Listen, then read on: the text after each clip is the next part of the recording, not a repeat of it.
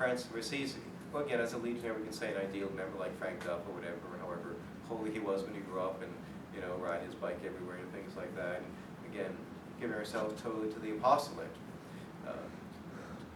The great thing, like for religious life anyway, when I reflect upon it, is in the time of Francis, there was only one Francis, only one Dominic, etc., one Ignatius of Loyola. But for those who want to imitate the way of life, for Teresa of Avila, and truly, join a community because they admire this saint and want to be like him or her. If we truly, there's actually we don't know how many Franciscans actually are in the world, but let's just say there's 30,000.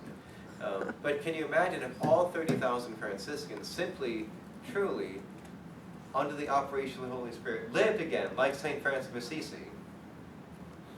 We convert the world. If every single Dominican out there lived like St. Thomas Aquinas, we convert all MIT and Harvard and Princeton like that, and Oxford. We could just challenge them, and not arrogantly, but in humility, and say, here's the truth. And we would shout them down and talk about them and stuff like that, and we'd just respond back to the truth, the love and the sake of the truth. And so this is this great opportunity then, when we try to live this way, to see what is it the Lord is going to do in our world. We proceed then with a certain examination of conscience on magnanimity, different questions we can ask ourselves, and on humility as well. Am I aware of my dignity as a human being, and of my power of mind and heart and will? Am I aware of my personal freedom? Do I seek the company of magnanimous people who, through their advice and by their example, help me to be magnanimous? And this should be however, there's a mentoring program or whatever in the Legion of Mary. Can we give that example to others? Do I set high goals for myself? Do I strive daily to improve my character and my behavior? You know what I've done recently after, because when I do retreats, I should try to preach myself every now and then, not to other people. But I finally wrote a note to myself that I can wake up and read every morning at my desk. And I ask myself the question, what have I done today? What am I going to do today to further God's glory in His kingdom? What am I going to do today to make my community, the Franciscans of primitive observance, that much holier? And then a little series of questions. And I guess it's silly that I never done this before, but I only started doing this like a month ago.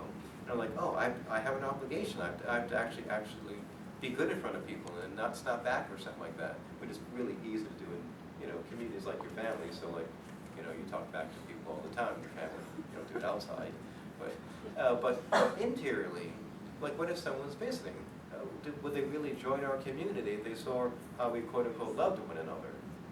Or do they just see all of our bad habits and things like that creeping up? Do I know what I'm good at doing? Have I ever asked friends or family to help me discover what I'm good at to improve? And another thing about magnanimity, we're always talking about sometimes of looking at our defects and fixing those. That's true. But we should also find out what our talents are and improve them. And really be a world-class professional at whatever it is, of serving the poor, of visiting the sick, of teaching others the faith, of simply knocking on doors, of listening. Do we have the great qualities and skills to listen to the story of the other? And what's really hard today, as you already know, is if you say the word Catholic, people just go on some rant or something because of all the stuff in the media. And so you already experience this in your own ministries. I have to receive all this negative energy without fighting back and listen to someone's story.